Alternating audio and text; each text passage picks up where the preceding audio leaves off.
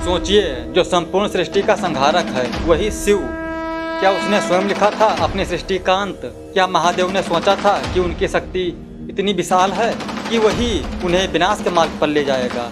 आज हम आपको ले चलेंगे शिव पुराण, लिंग पुराण और ऋषि मुनियों की उन कथाओं के बीच जो किसी को नहीं पता, जो आम जनता तक कभी नहीं पहुंची, जहां भगवान शिव केवल महादेव ही नहीं बल्कि स्वयं के संहारक और स्वयं के विनाशक भी बनते हैं। इस वीडियो में हम देखेंगे भगवान शिव का ब्रह्मांडीय रूप, उनका विनाशक रूप, उनका संहारक रूप, काल भैरव का रहस्य, भस्मासुर की गाथा, महाप्रलय का सच और आज के युग के लिए उनका संदेश। वेद पुराण कहते हैं, न शिव से प्रारंभा न शिव से अंतः। भगवान शिव केवल देवता नहीं, वे ब्रह्मांडीय चेतना हैं। जब ब्रह्मा और विष्णु में महानता का विवाद हुआ तो प्रकट हुई एक अनंत ज्योति, जिसका न ऊपरी छोर था न निचला। ब्रह्मा ने ऊपर की खोज शुरू की और विष्णु ने नीचे की, लेकिन दोनों असफल रहे। यही वो समय था जब भगवान शिव को आदि अनंत कहा गया। ये केवल कहानी नहीं बल्कि चेतना का संदेश है। इस सृष्टि का आरंभ और अंत दोनों भगवान शिव में ही निहित है। जब सृष्टि में अधर्म और अहंकार बढ़ता है तब भगवान शिव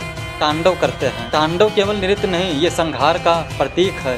त्रिपुरासुरवध में 3 नगर, अज्ञान, अधर्म और अहंकार, भगवान शिव के एक बाण से भस्म हो गए। भगवान शिव के रुद्र अवतारों ने हमें सिखाया कि संहार केवल शक्ति का प्रयोग नहीं बल्कि संतुलन का नियम भी है। कहते हैं कि जब भगवान शिव ने ब्रह्मा का अहंकार देखा तो उनके क्रोध से काल भैरव प्रकट हुए, इतने प्रचंड कि समय और स्थान भी उनके आगे थरथराने लगे। यही वो क्षण था जब भगवान शिव ने स्वयं का विनाश देखा। और यहाँ तक कि भस्मासुर को वरदान देने की कथा भी बहुत महत्वपूर्ण है। भगवान शिव ने वरदान दिया कि भस्मासुर जो भी छुएगा वो भस्म हो जाएगा, लेकिन अहंकार ने उसे शिव का ही पीछा करने के लिए प्रेरित किया। तब भगवान विष्णु ने मोहिनी का रूप धारण किया और उसके ही वरदान में उसी को ही फंसाया। ये हमें दर्शाता है कि शक्ति का प्रयोग केवल विनाश की वजह बनता है। यहाँ तक कि स्वयं ईश्वर भी इससे अछूते नहीं हैं।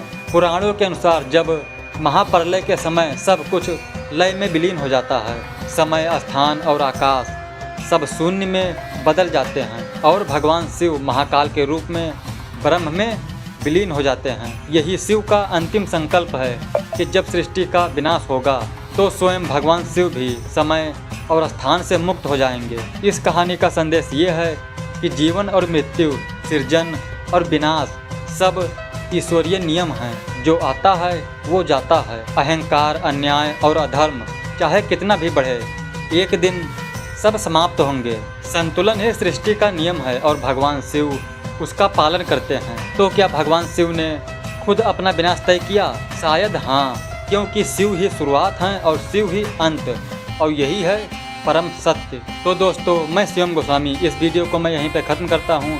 अब मुलाकात होगी अगले वीडियो में एक नई दिव्य रहस्यमयी कहानी के साथ। तब तक के लिए धन्यवाद। अगर ये वीडियो पसंद आए हो तो इसे लाइक करिए और शेयर करिए। हर हर महादेव।